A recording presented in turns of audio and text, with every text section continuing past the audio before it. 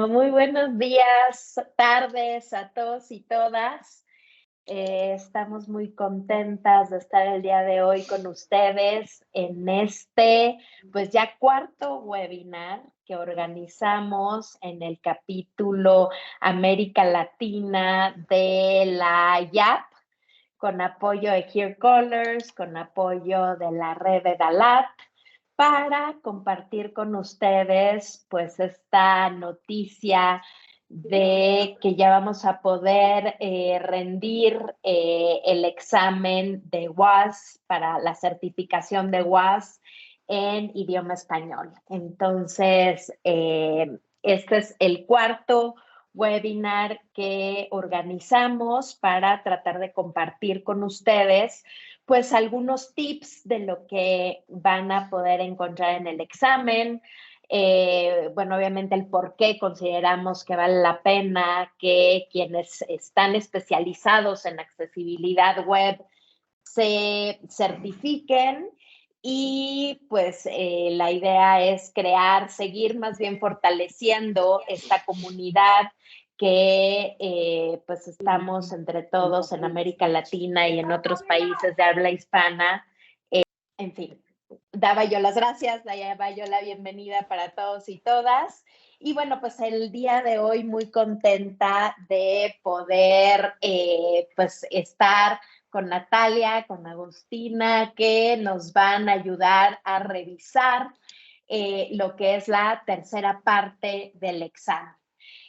Agostina Denmark es diseñadora en UX, es Accessibility Leader en Alliant, activista de DALAT y participó además en la traducción del examen de WAS, ¿no? En este esfuerzo que hicimos entre varios especialistas de la región. Y bueno, entonces tiene la información de primera mano. Y Natalia Rodríguez es Senior Accessibility Auditor también en Alliant, Senior QA y Accessibility en Globant, activista también de DALAT y también participó en este esfuerzo. Entonces yo les quiero, chicas, agradecer de verdad su tiempo, el que estén el día de hoy con nosotros. Y pues les doy la palabra, Agustina, adelante. Hola, ¿qué tal? Soy Agostina. Primero decir que Natalia y yo trabajamos juntas actualmente en la misma empresa, por eso seguramente nos van a escuchar usar mucha terminología en común que quizá les puede parecer rara. Si algo les parece raro, pregúntenos, pero es que justamente ya trabajamos juntas hace 2 años, entonces ya tenemos ciertas palabras como estandarizadas que capaz no son tan comunes a otras personas. Así que primero aclarar eso y también podemos hacer muchos chistes entre nosotras, que espero que sea divertido para el que escucha. Para empezar, vamos a empezar primero repasando lo mismo que se repasó en las otras partes, que es esto, ¿no? ¿Qué es el WAS o qué es lo que se espera? Entonces, describe las habilidades que se esperan de las personas que buscan obtener la certificación. Evalúa conocimientos técnicos y requiere de 3 a 5 años de experiencia laboral práctica. Justo la parte que vamos a ver hoy, que es la tercera parte del examen, para mí tiene que ver mucho con esto de que se necesita experiencia, porque quizá las otras dos partes que se hablaron antes, con un poco de entendimiento o estudiándolas, se pueden llegar a entender, pero justo lo que nosotras vamos a abarcar hoy tiene que ver con mucho análisis, y para justamente poder llegar a ese nivel de análisis se necesita tener experiencia en el campo laboral en cuanto a la accesibilidad. Entonces eso es algo también muy importante del WOS, que es que lo tenés que dar cuando sí ya tenés 3 a 5 años de experiencia, y en especial en esta parte el tema de la experiencia importa, porque no es solo tener conocimientos teóricos sobre la accesibilidad, sino haberlo llevado a la práctica y tener experiencia en el campo como para poder analizar cómo, básicamente la remediación, ¿no? Cómo remediar esos errores de accesibilidad. La guía de estudio la pueden descargar en la sección de preparación del examen de UAS, disponible en formato PDF y Word. Ahí van a encontrar un montón de cosas interesantes y que seguramente les va a servir para preparar el examen y que también están relacionadas con la parte que vamos a ver hoy. Los propósitos principales son enumerar las temáticas cubiertas en el examen, dar información general sobre cada temática y enumerar recursos adicionales para ayudar a las personas a prepararse. de la guía. Lo que es importante, que también hemos recalcado como disclaimer en los webinars anteriores, es que primero es un punto de partida que no pretende ser una explicación exhaustiva. ¿Qué significa? Que justamente es una guía. O sea, los va a ayudar a ustedes a saber qué tienen que estudiar o con qué conocimientos se tienen que presentar al momento de dar el examen. Y el disclaimer en sí es que el uso de esta guía no garantiza la finalización exitosa del examen. Nosotros estamos poniendo lo mejor de nosotros para que así sea, pero no lo garantiza, porque justamente es una guía de estudio, para que voy a admitir, ahí está. Pueden estudiar desde cualquier recurso disponible. La IAP enumera una serie de recursos, algunos son gratuitos y otros se pueden comprar. Pueden encontrar estos recursos en la página web de la IAP, Preparación para el examen UAS en inglés. Pero también lo más importante para mí, para aclarar en ese punto, es que se pueden preparar con los recursos que ustedes quieran. O sea, los recursos que están ahí son una guía, son ejemplos, son cosas que ustedes pueden usar. Pero lo importante es buscar conocimiento, de cuantos más lados los busquen, pues mejor. Y también practicar, ¿no? O sea, llevarlo también a la práctica. Dicho toda esa introducción, que es la misma que repasamos en los otros webinars, vamos a ir a la parte que nos corresponde a nosotros hoy, que es la tercera parte del examen, corrección de errores en soluciones web. Esto conlleva el 20% del examen. Y como expliqué antes, desde mi perspectiva, básicamente es la parte de remediación y eso conlleva mucho análisis. Ahora vamos a ver en detalle qué tipo de análisis o qué cosas son las que tenemos que tener en cuenta. Pero hago principal foco en esto porque, repito, antes con capaz tener conocimiento teórico te puede llegar a bastar, pero puntualmente para esta parte hay que entender en profundidad, digamos, sobre accesibilidad y sobre cómo se aplica la accesibilidad en los flujos de los diferentes tipos de empresas o situaciones o escenarios. Por eso es que hay que analizar mucho las situaciones, los contextos y saber cómo guiar, ¿no? al cliente o a la persona a la que estamos ayudando o trabajando con ellos. Entonces, priorizar los problemas de accesibilidad en función del nivel de severidad. Al administrar proyectos de accesibilidad hay que saber qué abordar primero. Como regla general, se debe empezar con las funciones principales del sitio web. ¿A qué refiere esto? Si yo lo que estoy analizando es un e-commerce, ¿no? Una tienda digital. ¿Cuál va a ser la función principal de un e-commerce? Vender, ¿no? Que el usuario básicamente pueda buscar un producto, elegirlo, leer los detalles del producto, sumarlo al carrito, completar el flujo del checkout, es decir, completar los formularios para ingresar los datos que se tengan que ingresar y efectivamente realizar la compra y saber que se realizó con éxito esa compra. Ese más o menos sería el flujo, ¿no? Esperado cuando si no hay fallas del usuario. Y esa es la función principal de un e-commerce. ¿Por qué esto es importante de saber diferenciar la función principal? Porque los errores de accesibilidad que nosotros podamos encontrar en el flujo principal seguramente van a ser los que vamos a atacar primero. Que, por ejemplo, si ese mismo e-commerce tiene un blog. Sí, el blog puede agregar información para el usuario, pero no es vital para cumplir la función principal de ese sitio. Es secundario. Entonces, podemos tener también errores de accesibilidad en el blog, por ejemplo, para seguir mi ejemplo anterior, pero seguramente no van a ser prioritarios. ¿Por qué? Porque no están en la función principal del sitio, en el flujo principal, Core User Path en inglés, o diferentes maneras que lo pueden encontrar en distintos lados. Entonces, como el ejemplo que hay recién, en un e-commerce, ¿qué va a ser la función principal? Buscar productos, leer sobre ellos, agregarlos al carrito, revisar el carrito, ingresar informaciones de la cuenta, ingresar la información del pago y recibir la confirmación de compra. Perdón. Entonces, si encontramos errores de accesibilidad en algunas de estas partes, ¿no? Probablemente sean las que elijamos priorizar, conjunto con otros factores que son los que vamos a analizar ahora. Pero esto es lo que tenemos que entender, para mí, primeramente, o algo que tenemos que tener recontra claro es esto.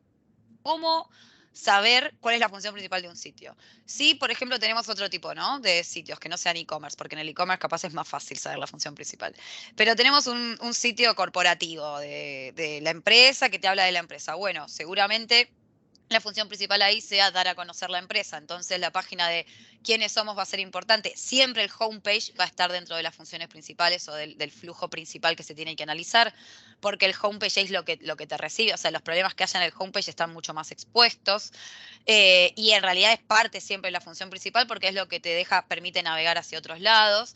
El quiénes somos, el formulario de contacto, por ejemplo, también son parte de la función principal porque uno va a querer tener contacto con sus usuarios, con las personas usuarias y demás. Entonces, esas son las cosas que tenemos que tener bien claras. La función principal de lo que nosotros estamos analizando, ¿sí? Nati, ¿podés seguir al siguiente? Seguí. Ahí está. Sí, ¿Dónde ahí te quedaste? vemos. Acá, perdón. Sí, ahora pásame a la otra.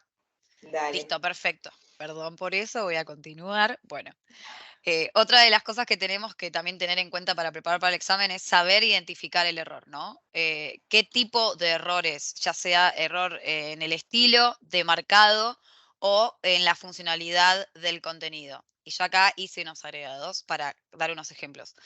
Error en el estilo, como por ejemplo puse errores, por ejemplo, en el contraste de los colores. Si nosotros estamos chequeando errores del uso del color, ¿verdad? Y encontramos errores, esos errores entonces van a ir adentro de este grupo, ¿no? De errores en el estilo. Error de desmarcado, por ejemplo, son errores que solamente tendrían que ver con el código y cómo se escribió ese código. Por ejemplo, que para crear un botón, en vez de usar la etiqueta de botón de HTML, se haya usado simplemente un div y que se le haya agregado JavaScript para hacerlo funcionar. En ese caso, tenemos, o sea, el diseño está bien, la funcionalidad está bien, el problema es netamente con cómo se construyó ese elemento, con cómo se codeó, básicamente. Otro ejemplo en cuanto a la funcionalidad es, por ejemplo, las acciones con límite de tiempo, que quizás es un ejemplo un poco complejo, pero tiene sentido en funcionalidad del contenido. Si nosotros tenemos que llevar a cabo una acción en el sitio y esa acción se tiene que llevar a cabo dentro de un límite de tiempo, y si llegás a ese límite de tiempo, te deslogueas, por ejemplo, o sea, o se termina el tiempo para hacer esa acción, entonces hay algo que cambia, ¿no? En la página o en lo que sea que se está haciendo. Eso no va a tener que ver con cómo, con el diseño, con el estilo, perdón, ni tampoco con cómo se programó, se codió o se escribió, sino que va a tener que ver con la funcionalidad, con cómo está pensado que eso funcione. Esos son los tres tipos de errores o de tipo de errores que podemos encontrar. ¿Por qué es importante identificar el error? Porque en base, primero porque nos va a ayudar a muchas otras cosas, pero principalmente porque tenemos que entender nosotros de dónde viene el error. O sea, sabemos que hay un error. Bueno, ¿qué tipo de error es? ¿Qué es lo que hay que modificar? ¿Quién tiene que estar involucrado para poder solucionar este error? Por eso es que estas clasificaciones son importantes, porque nos van a guiar después también a la hora de priorizarlos. Porque no es lo mismo tener un error de funcionalidad que, por ejemplo, cambiar los colores de un sitio o transformar un botón en un botón de HTML semántico. Esas cosas seguramente van a ser más sencillas. La remediación va a llevar menos tiempo, va a ser menos laborioso. En cambio, repensar una funcionalidad quizás sea algo que lleve más tiempo. Por eso es que identificar qué tipo de errores es importante porque nos va a afectar también a la hora de pensar la remediación. Por estos motivos que digo, probablemente los de funcionalidad capaz sean más complicados. No siempre, repito, siempre todo tiene que ver con el contexto y con la situación que estemos analizando, pero estas son variables dentro de esa situación a analizar. Identificar el impacto al usuario. Asociar el error con el impacto sobre la accesibilidad para la persona usuaria. Tipo de usuario, bloqueante o no bloqueante. Diferenciar entre errores menores que se pueden solucionar a través de métodos avanzados de accesibilidad y errores completamente bloqueantes. ¿Qué significa esto? Que lo más importante de esto es que uno lo que tiene que saber es diferenciar entre cuando un error es realmente bloqueante para el usuario y cuando no lo es. Es decir, puede ser potencialmente bloqueante para algunos usuarios, pero no para todos, o es muy molesto, pero no es bloqueante. Esas son otras situaciones. Pero lo que hay que tener claro es cuándo algo es bloqueante, cuándo no, y cuándo no lo es, qué es lo que está pasando con ese error. Voy a dar unos ejemplos. ¿Qué es un error bloqueante? Un error bloqueante es no tener un elemento que es interactivo o accionable marcado como elemento interactivo o accionable. ¿Por qué? Porque eso va a bloquear al usuario. Es decir, si yo no tengo el carrito de compras o el botón del checkout, vamos a hacer un ejemplo muy claro. Si yo no tengo el botón del Sí. checkout marcado como botón, es imposible que entonces todos los usuarios hagan el proceso de checkout, porque no van a poder acceder al botón, entonces no van a poder activar esa función, no van a poder moverse a donde corresponde para poder seguir con el flujo de compra. Entonces detiene el flujo principal del sitio. En ese caso ese sería un error gravísimo, porque es bloqueante porque no te permite, o sea, te está bloqueando contenido, te está frenando una acción y encima esa acción es principal.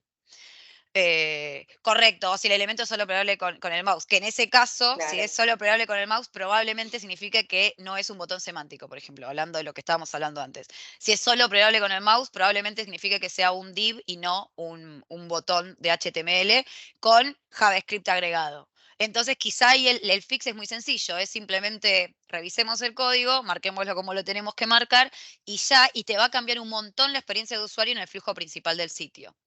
Pero en ese caso, eso sería un error bloqueante. ¿Qué no es un error bloqueante? Estoy pensando. A ver, Natalia, ayúdame. un Errores no. botón, no, que no esté label, que no Correcto. tenga la Un etiqueta. botón, por ejemplo, un botón que, que no tenga una etiqueta del todo clara. ¿Es un error Sí, grave? Sí, sigue siendo un error grave, pero no es bloqueante. ¿Por qué? Porque vos podés acceder igual. ¿Vas a acceder con menos claridad? ¿Vas a acceder con desconfianza? Sí, pero vas a acceder.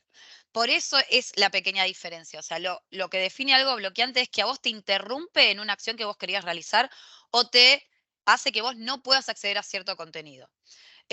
Ahora bien, si podés acceder, podés continuar esa acción, pero con dificultad, con cierta molestia, con desconfianza y demás, sigue siendo un problema, obviamente, pero no te está bloqueando de realizar la función principal. Porque esto es importante a la hora de priorizar los errores o a la hora de analizar cómo llevar a cabo la remediación, porque obviamente siempre los primeros errores que se van a tener que atacar son los que son bloqueantes para el usuario, sí. porque esos son los que va a prevenir al usuario de efectivamente, en este caso, realizar la compra. ¿Para qué voy a admitir? Bueno, Otro ejemplo que Nati. podemos dar es, por ejemplo, en un formulario. Vos cuando tenés un formulario, y diríamos, y el campo en sí específicamente no está asociado con el label mediante, por ejemplo, un atributo for y un ID, pero el label sí lo tenemos visible previamente en el campo. Entonces, muchas veces también dependiendo cómo vos vengas navegando, si utilizas el tag, sí, vas a llegar al campo y ese campo no va a tener una etiqueta porque no está asociada. Pero si vos navegás, por ejemplo, con las flechas, con el teclado, sí leíste previamente, diríamos, el label. Y también depende mucho del lector de pantalla. Por ejemplo, NVDA actúa diferente como JAWS. JAWS es como que tiene esa facilidad como que de adivinar Es el más nombre del inteligente. campo. Claro, es más inteligente, entre comillas. Es como que adivina, ¿por qué? Porque toma, diríamos, el label que está anterior, entonces como que te lo prácticamente etiqueta, pero en realidad o sea, la solución no está correcto porque no está, ese campo no está, diríamos, asociado el label con su ID, con su form. Ese es otro ejemplo que quizás lo podemos llegar a considerar o sea, tiene un Error grave, workaround, claro, pero no tiene un es tan workaround. grave. Correcto. Eso es una buena definición de algo que no es bloqueante, es que si bien es molesto o no está del todo bien hecho, igual hay una manera de pegarle una vuelta e igual acceder al Sí, contenido. Es lo que yo estaba explicando volviendo al ejemplo del botón, con un botón que no tiene etiqueta. O sea, vos vas a poder acceder igual y tarde o temprano vas a entender de qué era el botón. Porque vas a poder acceder al contenido. Entonces, de alguna manera le podés dar una vuelta y podés igual entenderlo, pero no está hecho de la manera correcta e igual es molesto e igual es un error de accesibilidad. Pero repito, no está bloqueando al usuario. Entonces, sí. cuando tenemos que priorizar, primero van a estar los que efectivamente sean un bloqueo para los usuarios. Nati, si querés ir a lo que viene. Dale. No veo que cambió la pantalla, ¿por qué? ¿Ahí cambió? Ahí cambió, perfecto. Sí. Para. Ahí está. No, ahí te fuiste. Ahí está, perfecto. Identificar el riesgo legal y el costo-beneficio determinar si el error identificado es un riesgo legal o una potencial mejora de usabilidad. Considerar factores como la visibilidad, dónde aparece, y la frecuencia, cuándo aparece. Determinar el costo-beneficio de la remediación de acuerdo a la posibilidad e imposibilidad de las personas usuarias para completar el flujo en cuestión. Acá hay un par de cosas para analizar. La parte primera, identificar el riesgo legal. Hay algo que es importantísimo, que es que si nosotros estamos trabajando, ¿no? O analizando un sitio o una situación en la que ya hubo una demanda o quejas de los usuarios, o sea, seguramente vamos a arrancar por ahí, porque eso ya está expuesto a los usuarios. O sea, nosotros ya sabemos que eso está teniendo un problema, está recibiendo quejas o inclusive una demanda legal. Entonces, en ese caso siempre vamos a arrancar por ahí, porque ya hay una situación legal, ya estamos expuestos legalmente. Y lo mismo si estamos recibiendo quejas de usuarios, puede ser una demanda potencial a la larga. Entonces, esto tiene que, y también identificar el riesgo legal tiene que ver con los escáneres automáticos. Hay errores, una cosa como ustedes, espero que ya sepan, una cosa es los errores que puede detectar un escáner y otra cosa son los errores que nosotros podemos detectar de manera manual, ¿no? Manual me refiero con una persona revisando el sitio y la experiencia. Si nosotros tenemos errores que son fácilmente escaneables, estamos más expuestos. ¿Por qué? Porque de hecho la mayoría de las demandas que los sitios reciben son por usos de escáner. Directamente hay gente que corre escáneres en sitios y cuando encuentra errores manda cartas de demandas, así de fácil. Entonces, si esos errores son escaneables, seguramente los vamos a tener que priorizar más altos que otro tipo de errores que requieran pruebas manuales. Ojo, porque también hay errores que requieren pruebas manuales que también están muy expuestos. Un error de color, del contraste del color, que sea muy evidente, por ejemplo, también está es igual de expuesto que un error que sea fácilmente detectable por un escáner automático. Esas son las cosas que tenemos que pensar cuando estamos hablando de riesgo legal. Los errores que son bloqueantes también te van a poner en más riesgo legal, porque no son subjetivos. Hay errores en la accesibilidad que sí son subjetivos. Los bloqueantes nunca son subjetivos. Esa es otra cosa que nos puede ayudar a pensar qué es algo bloqueante o no, porque te bloquea de una acción, te detiene. Entonces, al justamente no ser subjetivos, ser objetivos, son más detectables que otro tipo de errores. Entonces, estas son las cuestiones que tenemos que pensar o estudiar a la hora de entender el riesgo legal de nuestros errores para priorizarlos, ¿no? ¿Cuán expuesto está? ¿Ya recibió quejas o demandas en el peor de los casos? ¿Es bloqueante? ¿Es fácil de detectar por escáneres automáticos? Esas son las preguntas que nos tenemos que hacer a la hora de pensar en el riesgo legal. ¿Costo-beneficio? Tiene que ver con, perdón, ambas cosas están relacionadas, ¿no? Pero costo-beneficio y riesgo legal también tiene que ver con esto de la frecuencia, lo que estamos hablando acá de la frecuencia. No es lo mismo tener un error en el header, que, por ejemplo, el header me refiero a la cabeza del sitio, sí, ¿verdad? Donde encabezado. tenemos el menú, claro, donde tenemos el menú. No es lo mismo tener un error en el menú, que el menú va a estar en absolutamente todas las páginas de un sitio y además nosotros necesitamos el menú para poder navegarlo correctamente y poder movernos a otros lados. No es lo mismo un error ahí que en la página de contacto. ¿Por qué? Porque página de contacto tengo una y es un momento del flujo si es que efectivamente está en el flujo principal o no. Pero en el menú se accede todo el tiempo. Yo frecuentemente voy a usar el menú y además es algo que tengo en todas las páginas. Entonces, eso va a estar más expuesto, va a estar más visible ese error. Además, va a ser parte del funcionamiento principal del sitio porque es lo que el usuario va a usar para navegar. Entonces, la frecuencia también importa. No es lo mismo un error que está en los lugares comunes del sitio que en una página aislada. No es lo mismo un error que está en el carrito de compras, que es algo que vas a también estar usando frecuentemente, que en una página aislada. Eso es lo que tiene que ver con dónde aparece y cuándo aparece. Son esos factores que hay que analizar, ¿no? Y esos factores van a repercutir en el costo-beneficio. Porque es decir, si yo tengo un error muy grave que me va a requerir un montón de trabajo arreglarlo, ¿no? Pero lo tengo en el menú, sí, el costo va a ser alto, pero el beneficio también va a ser, en ese caso, va a ser alto, porque va a repercutir a la navegación principal del sitio, va a estar en todas las páginas. Entonces, ahí voy a tener altas ambas cosas. Entonces, probablemente, hablando mal y pronto, decida priorizarlo, decida atacarlo primero, pese a que el costo va a ser alto, porque el beneficio también va a ser alto, porque es muy visible, estoy muy expuesto, el riesgo legal es alto, etcétera, etcétera. Y lo que estamos hablando del flujo en cuestión es lo que ya estamos explicando, es decir, este error está en la función principal, está en los elementos que el usuario va a necesitar principalmente para cumplir la función principal o no. Eso es todo lo que tiene que ver con esto de costo-beneficio. Costo-beneficio también es el ejemplo que expliqué antes, es decir, el checkout, el botón.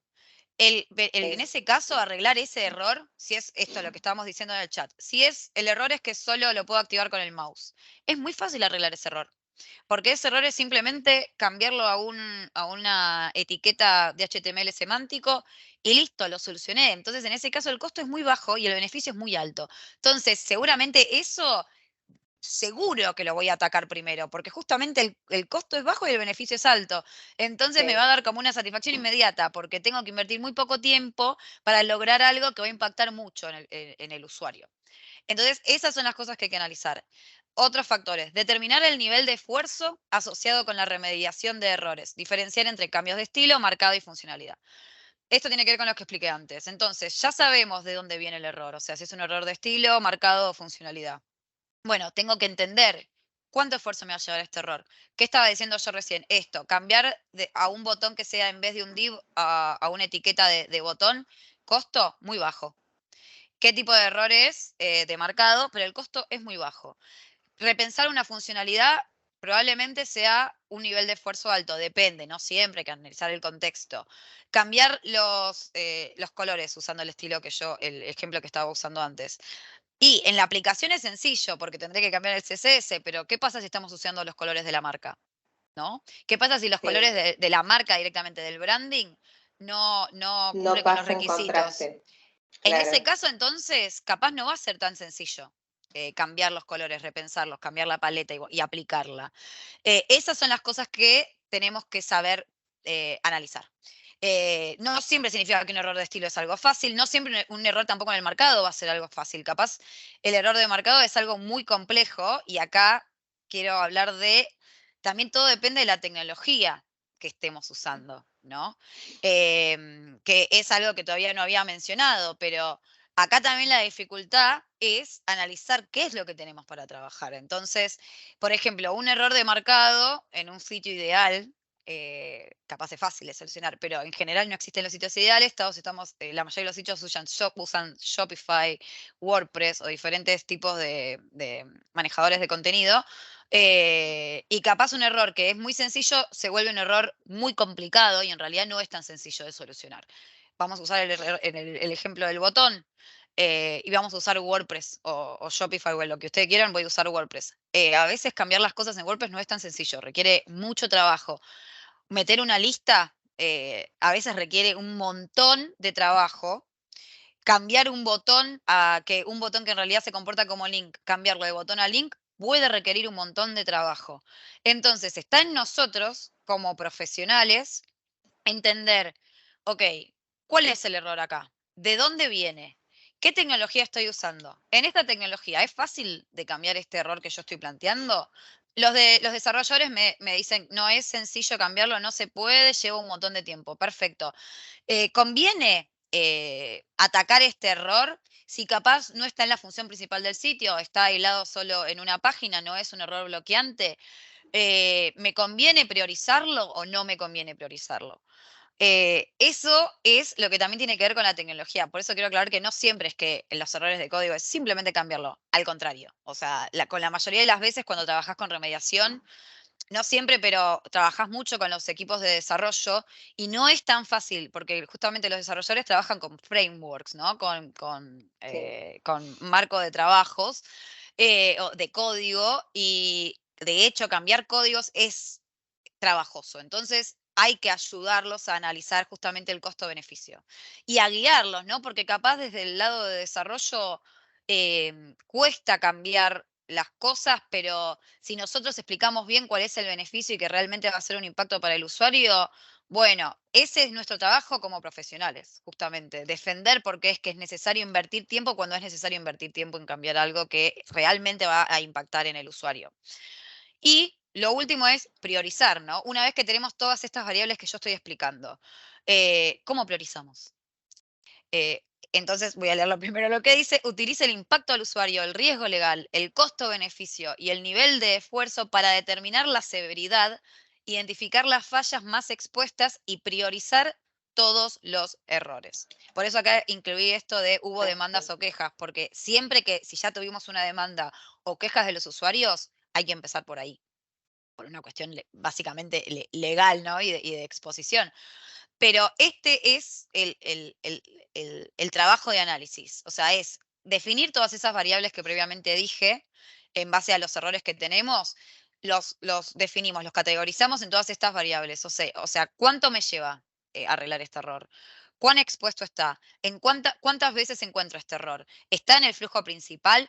Con eso nos podemos hacer hasta una tabla, lo que sea que nos ayude a analizar la situación y en base a eso priorizamos. Es decir, ¿qué es priorizar? Porque, perdón, hay algo que, para algo muy básico, es definir por dónde vamos a comenzar a remediar, a arreglar esos errores. ¿Y por qué tenemos que definir esto? Porque no podemos atacar todo junto, porque no es viable, no es posible, más en un ambiente corporativo o en un flujo de trabajo, ¿no? Que tiene otras cosas que atender además de la accesibilidad.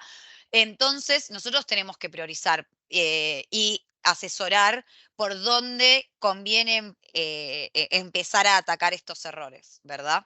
Ese es el trabajo de priorización, ese es el trabajo principal que nosotros tenemos que entender. Por eso digo que esta tercera parte del examen tiene que ver mucho con, en realidad, tener experiencia en el campo de trabajo, porque justamente, si se fijan todo lo que estoy diciendo, no es simplemente entender qué es un error, dónde está y que está mal puesto el área role, por ejemplo, el rol de área, sino es un análisis más profundo de qué está pasando y cómo me conviene atacarlo, cuándo y por qué. Y hay otra cosa que quiero agregar antes de pasar con vos, Nati, perdón, Sí, es sí, que siempre lo decimos, pero la accesibilidad no es algo que se adquiere y se abandona y yo sigo con mi vida sin volver a hablar de la accesibilidad, ¿no? Sino que es un trabajo continuo. O sea, lo que importa es el contigo. proceso y no la meta. Entonces, por eso es que también no es que hay que atacar todo de un inicio y lo logramos y chau, sino que hay que armar etapas para arreglar esos problemas, ¿no? de accesibilidad.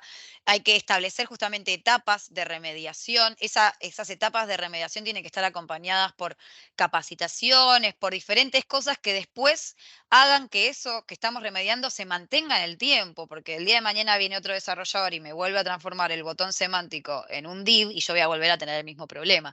Entonces, estas cosas también son cosas que nosotros como profesionales tenemos que saber, ¿no? Que no es solamente remediar el código o el diseño o la función y chau, sino que es acompañar al cliente en el proceso, definir etapas claras, definir eh, objetivos claros para cada una de esas etapas y sumar estas otras capas de entrenamientos o cursos o otro tipo de conocimientos o recursos para que justamente eso que estamos remediando después se mantenga en el tiempo.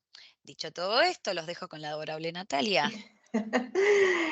Gracias, Agos. Benadi. Bueno, básicamente todo lo que dijo Agos anteriormente, diríamos ya detectamos un montón de errores, los priorizamos, entonces ahora diremos, tenemos que empezar a buscar y tratar de, o sea, buscar cuál es la solución ideal para todos estos errores. Pero también tenemos que tener en cuenta el proyecto en particular, el entorno o a qué grupos está dirigido este proyecto o el negocio. Porque diríamos, como decía Agos, es muy diferente cuando tenés un e-commerce, lo principal sería quizás atacar la homepage, o sea, que es por donde todo el mundo ingresa, y después hacer todo el flujo, ¿sí? Ir de ahí, que ir a un producto, ir al detalle del producto, ir al carrito, al checkout, y bueno, y luego realizar la compra. Entonces, ese flujo sirve para ese, diremos, ese negocio. Pero, por ejemplo, tenemos, no sé, una página que se dedica a la búsqueda de trabajos. Entonces, en este caso, yo acá no tengo un flujo de compra, sino tengo, o sea, es otro el negocio. Entonces, quizás lo principal para mí sería ver que realmente el buscador de trabajo sea bien accesible y obviamente funcione correctamente.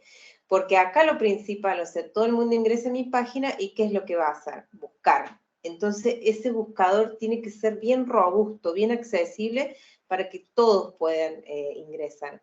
Por eso también depende del tipo de negocio, tenemos que pensar y tratar de buscar la mejor solución. Y como decía Agos, muchas veces quizás solucionar no sé, un problema, un botón es fácil, pero en otros casos no. Capaz que tenemos que hacer todo un rediseño. Uno de los ejemplos que ayer hablábamos con Agos, que ya me contaba, que teníamos, o sea, un cliente en el cual el cliente tenía en una parte de su sitio web, tenía una aplicación de una cámara, ¿sí? De una cámara web para hacer como si fueran unas entrevistas. Cuestión que esta cámara web y todo lo que conllevaba no era muy accesible con el lector de pantalla. Pero como esta parte del sitio no era el flujo principal, diríamos, del negocio, sino que era una parte que estaba ahí en una de sus páginas,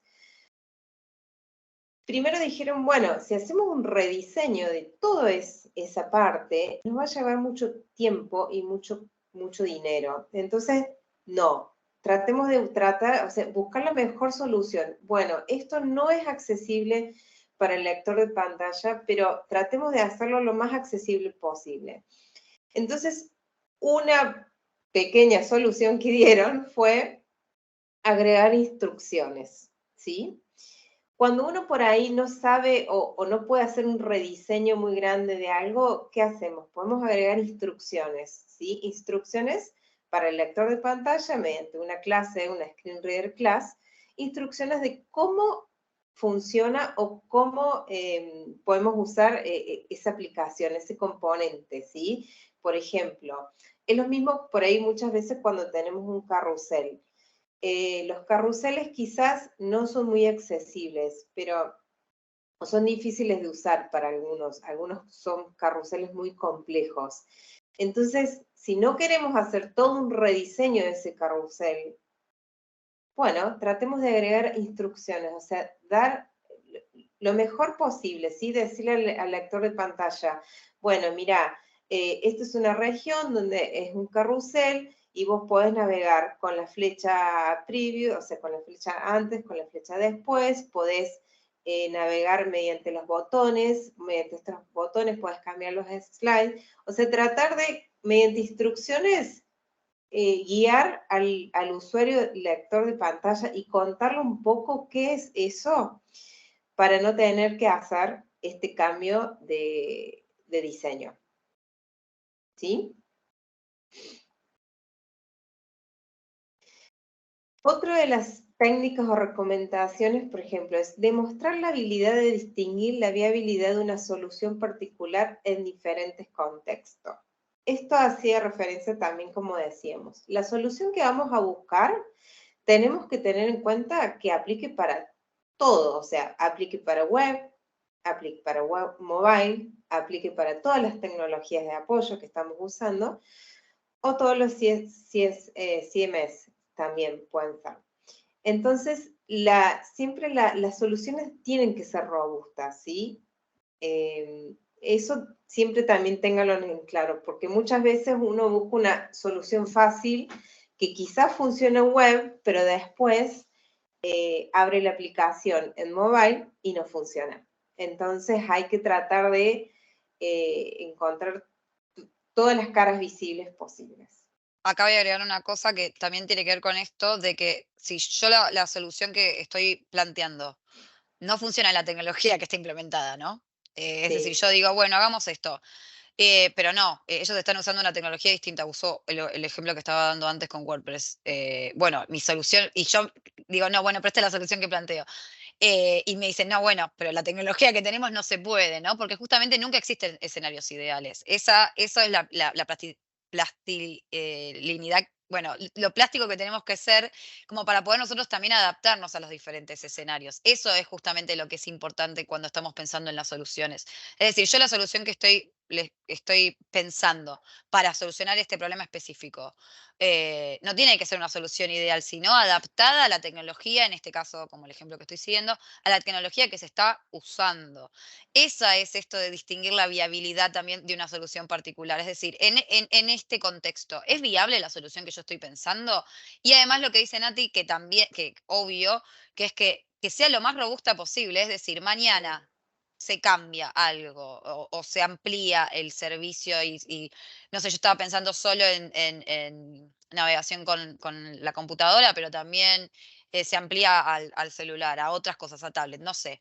Eso significa que es pensarla de la manera más robusta que se puede, que esa solución que estamos pensando sea una solución también perdurable en el tiempo, perdurable con diferentes tecnologías, con diferentes maneras de visualizarla o como se quiera decir, con diferentes tecnologías de apoyo. O sea, la solución que tenemos que pensar tiene que estar adaptada al contexto que estamos analizando, pero también tiene que ser robusta como para poder adaptarse a otros contextos si el que estamos analizando llegase a cambiar. Obviamente que tampoco podemos prever el futuro, no, y no sé. Pero sí importa que sepamos desarrollar una solución que se adapte a lo que estamos analizando, y además que perdure, que pueda perdurar en el tiempo, que sea robusta y que funcione bajo diferentes contextos. Seguí, Nati, perdóname. Dale, sí, sí, Nedra. Bueno, y después de mostrar el conocimiento de consejos prácticos y sencillos que conducen a una mejor accesibilidad web. Esto sería como las best practice. Que esto también se mezcla mucho en cuanto a la usabilidad, ¿sí? Porque muchas veces hemos tenido nosotros casos en el cual vos decís, no, esto es un error de usabilidad o es un error de accesibilidad. Y por ahí se confunden, se mezclan. Porque quizás vos podés tener una página que sea accesible, pero no es, diríamos, usable, ¿sí? No es simple, diríamos, de navegar, no tiene una interfaz, diríamos, simple o lógica, ¿sí? Por más que sea accesible. Entonces, hemos tenido nosotros estos casos. Y muchas veces por ahí le decimos a los clientes, o sea, tratamos de levantarle estos tipos de errores y recomendarles, bueno, podrían hacer esto o cambiar esto, para que sea como más usable y más fácil para que el usuario lo interprete.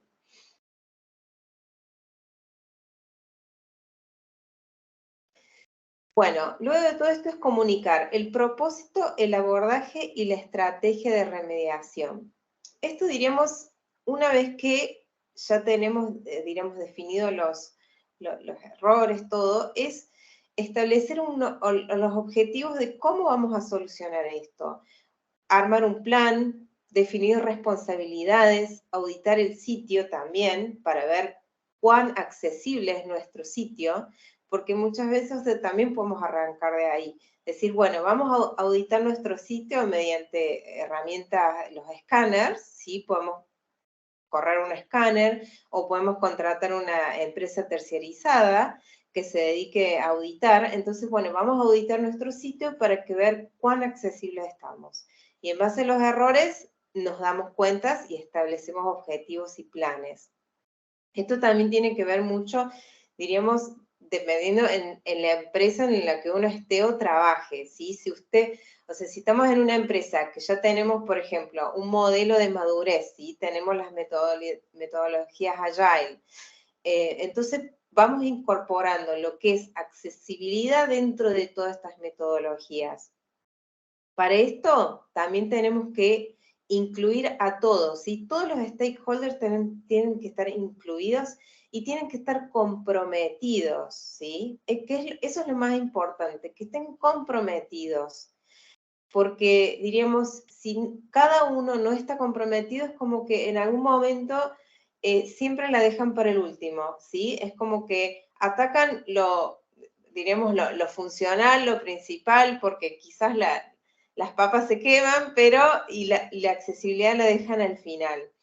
Por eso es importante también que todos estén, diremos, comprometidos dentro de la organización. Y en este caso, como les decía de las metodologías Agile, está bueno, diríamos, empezar a entrenar a todo el equipo, porque vamos a encontrar diferentes trainings. Por ejemplo, para el equipo de UX tiene como un training específico, el equipo de diseño también, el equipo de los VA, los cuales hacen los requerimientos, el equipo de desarrollo, o sea, cada uno va a tener un training diferente.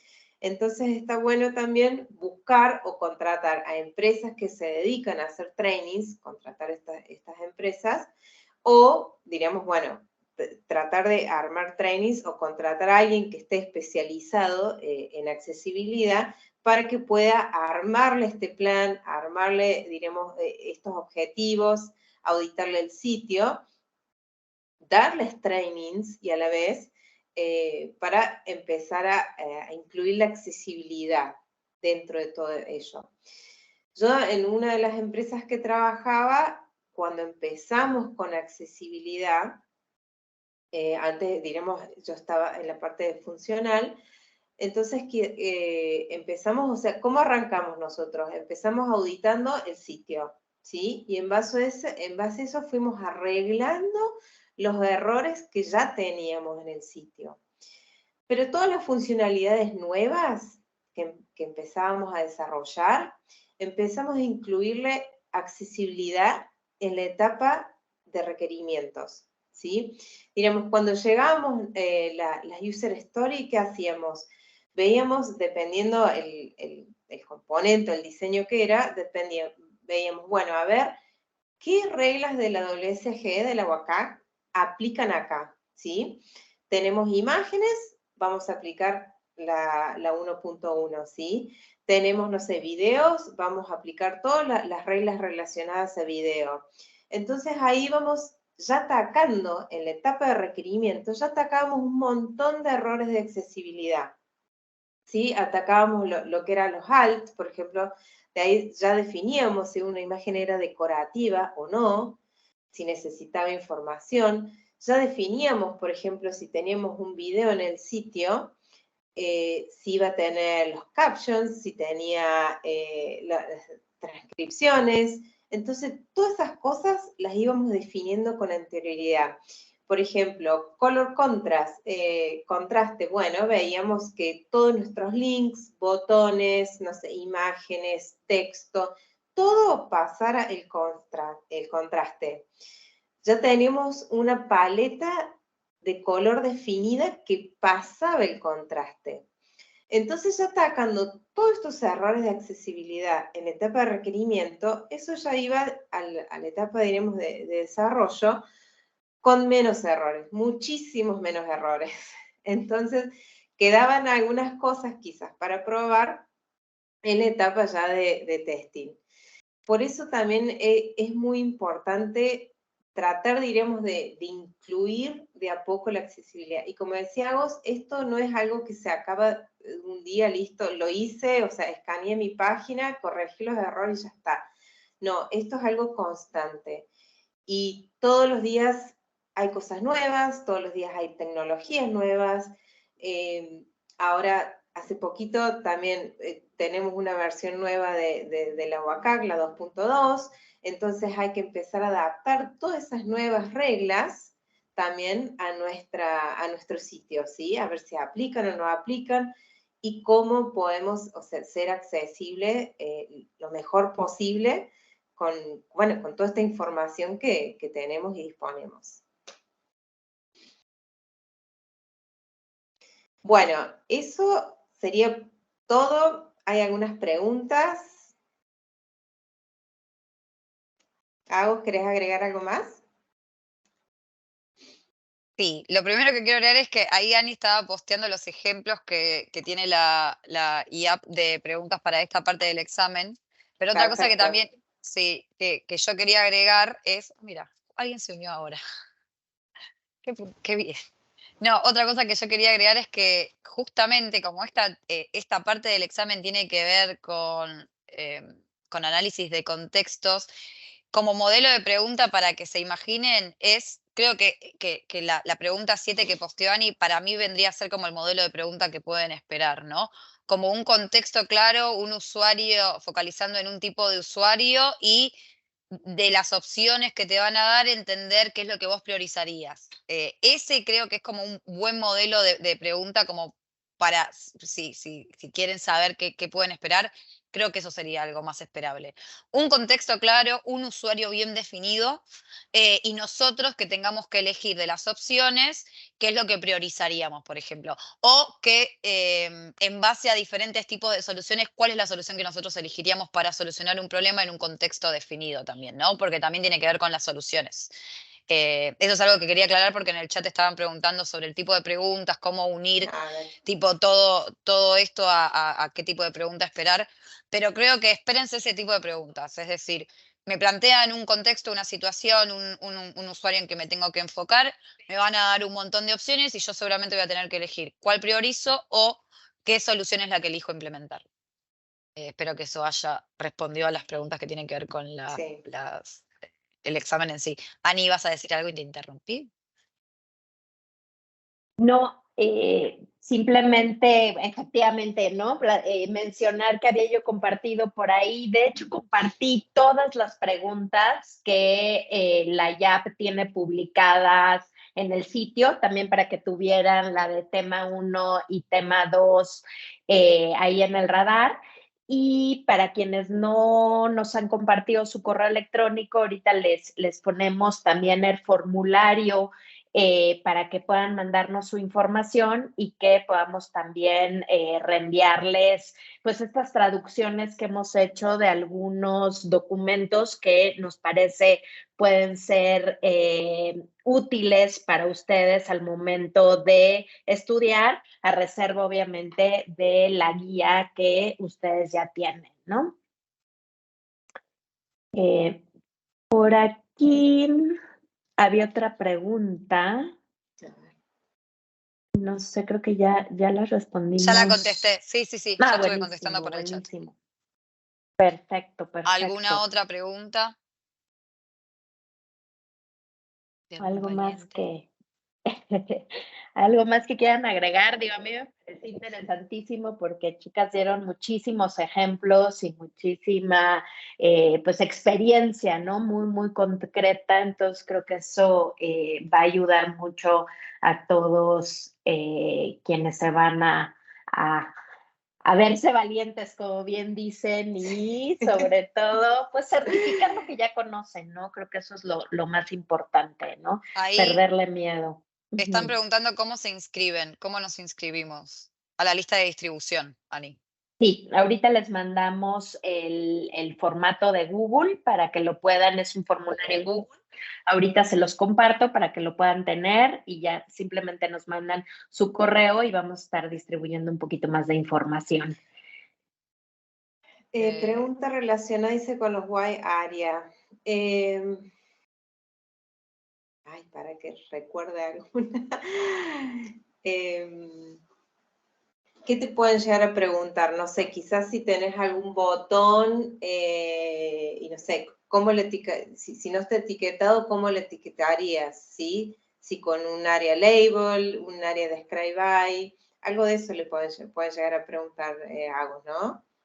Así, Sí, diferentes opciones. igual está preguntando por los componentes, creo, ¿no? Ah, bien. Ah, sí. Correcto. Por componentes, sí. Sí, puede ser que haya alguna pregunta en relación a los componentes, pero no se me ocurre ahora algún tipo de pregunta que te puedan hacer, perdón. ¿Vos? No. Por ahí No, también me parece que fue tercer webinar cuando hicimos la revisión de la segunda parte del examen. Sí. Digamos que vimos más a detalle toda la parte de Why Area, ¿no? Exacto, están en el canal de YouTube, tanto de Dalat como es el video anterior. Las grabaciones, exacto, por si quieren revisar y ver qué tipo de información también se compartió ese día, ¿no? Creo que eso es importante. También, bueno, aprovechar para comentarles que definimos la última vez que nos conectamos que vamos a tener una sesión adicional en vivo, al menos para, ya que esté publicada la solicitud del 30 de agosto, poder compartir con ustedes, bueno, más bien hacer, digamos, en conjunto la inscripción al examen, ¿no? Por si hay alguien que tuviera, ¿no? Como alguna traba en particular, alguna pregunta muy específica, que podamos ahí poder tener una sesión para poder ir revisando la información.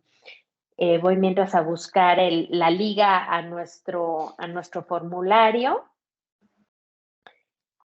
Y no sé si quisieran, chicas, alguna recomendación final quizá no de la tercera parte del examen, sino En general. En general, exacto.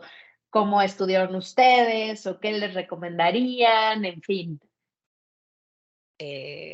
Me pone en un lugar de recomendar, pero no sé, a mí lo que más me sirve, o creo que lo que más sirve, y inclusive para esta etapa depende del nivel que cada uno tenga, pero es llevarlo a la práctica, es justamente empezar a abrir sitios y ver y analizar el error en dónde está, ¿no? Como hacerse una pequeña autoevaluación, en especial para esto que estamos hablando nosotras. Creo que es un buen ejercicio de poder implementarlo, porque creo que las otras partes, mi recomendación es simplemente estudiar. O sea, no hay, en especial para las otras dos partes, que para mí tiene que ver más con conocimiento teórico o entender, obviamente, sí, testear con el screen reader software, perdón, con NVIDIA y con lo que sea que usen, testear las cosas, sí, pero lo que voy es que es un contenido que es más fácil estudiarlo. Es estudiar como cuando se estudia normalmente. Justo esta tercera parte, estudiar no es lo que aplica a prepararse para esta tercera parte del examen. Para mí no es estudiar lo que hay que hacer, sino justamente plantearse ejercicios, ¿no? Abrir cualquier sitio que encuentres y encontrarle errores y ponerte a vos a hacer este ejercicio de, okay, ¿cuál es el contexto? ¿Cuál es el CCM que estoy asumiendo que usan WordPress o lo que sea, Shopify? Este error que estoy encontrando, bueno, vamos a analizar este error. ¿Es bloqueante para el usuario? ¿No es bloqueante? ¿Cómo lo priorizaría? ¿Qué tipo de error siento que es? Creo que eso para específicamente esta parte del examen, que siento que es la más difícil para prepararse, esta tercera parte, porque como dije, con lo anterior, si entendés profundamente el conocimiento teórico, hasta puede que con eso sea suficiente, pero justo en esta importa la práctica del ejercicio de entender y de analizar las situaciones y pensar soluciones. Entonces, me parece, mi recomendación personal sería ejercitarlo, como cuando vas al gimnasio, es decir, buscar errores, hacete una tabla. Yo uso tablas y creo que muchos profesionales de accesibilidad creamos tablas en Excel y priorizamos los errores, creamos categorías y lo pensamos y en base a eso priorizamos, ¿no? Lo que hay que atacar primero. Y ese es un buen ejercicio para hacer, para prepararse para el examen. Si lográs hacer eso y lo haces y estás aceitada y lo entendés, lo que te pregunten en el examen va a ser súper sencillo. Porque como vieron, por eso hago tanto hincapié fíjense en el modelo de pregunta del examen, y siempre van a ser muy concretas. Entonces, búsquense contextos concretos para analizar, así como lo van a hacer cuando tengan que responder la pregunta en el examen. Esa sería mi recomendación.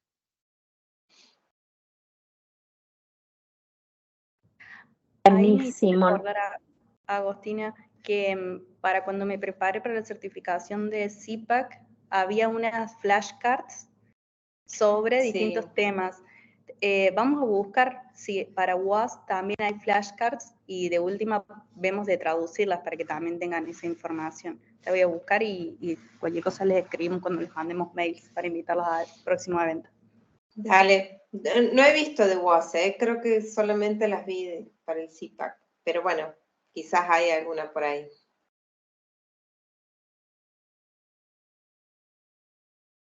Perfecto. Natalia, no sé Bien. si tú quieras añadir algo más a las recomendaciones. Básicamente lo que dijo Agostina, esto es mucha práctica y mucho análisis y también, o sea, analizar el modelo o el negocio en el que estás también, porque eso también implica mucho. Si es un e-commerce, lo tenés que ver de una forma, si es una página, no sé, de servicios, lo tenés que ver de otra. Siempre eso también es muy importante, o sea, para qué está dedicada o a qué se dedica el sitio, ¿sí? Y cuáles son los usuarios que van a navegar ese sitio en realidad, ¿sí? Voy a agregar una cosa que es que esta parte es el 20% del examen, así que de última si le tienen miedo, pero están muy seguros con la otra parte, van a probar. Así que como mensaje esperanzador para el final, diré que solo tiene un 20% o sea, solo ocupa un 20% del examen. Así que no pasa nada. Diría mi madre, no pasa nada. Buenísimo, Ahí Pipi chicas. puso las flashcards del CPAC. Para el que le sirva. Perfecto. Ya les compartimos también por ahí el formulario para que nos compartan sus correos quienes todavía no lo han hecho. Y bueno, pues les avisaremos muy pronto también la fecha que será ya posterior, obviamente, al 30 de agosto, que se va a publicar la solicitud para presentar el examen y pues esperamos poderlos ver por aquí muy pronto. Nati, Agos, muchísimas gracias por su tiempo, por el Gracias a espacio. todos. Una disculpa por todos los inconvenientes técnicos del día de hoy, pero bueno. La tecnología se tiene que disculpar con nosotras, vos no te preocupes. Exacto. Un placer, muchas Bueno, gracias. muchísimas gracias a Pipi. todos. Gracias por el Gracias a tiempo. todos. Adiós. Chao. Chao, chao.